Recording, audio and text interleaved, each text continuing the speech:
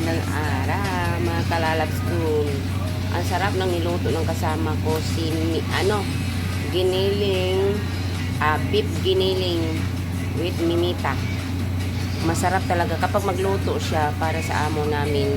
Talagang masarap. Hindi ko alam bakit masarap kapag ako nilutoan niya hindi masarap. Pero ganyan talaga kapag mahal niya yung amo namin. Mahal kasi naman yan yung amo namin kasi yung amo namin ng bait talaga. Hindi na kami makahanap ng amo ganyan. Thank you, Mimita. Susuntukin kita. Bakit kung akong lulutuan mo walang sarap? Hindi masarap, walang sarap. Beef giniling ni Mimita. I love me. Yummy, yummy. Anong lasa? In love ka talaga kapag nagluto ka. In love ka.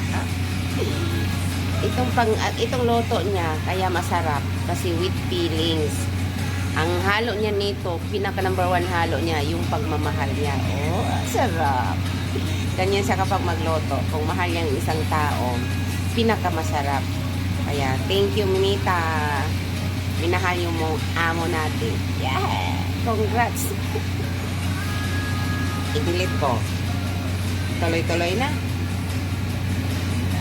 Pwede naman di-post.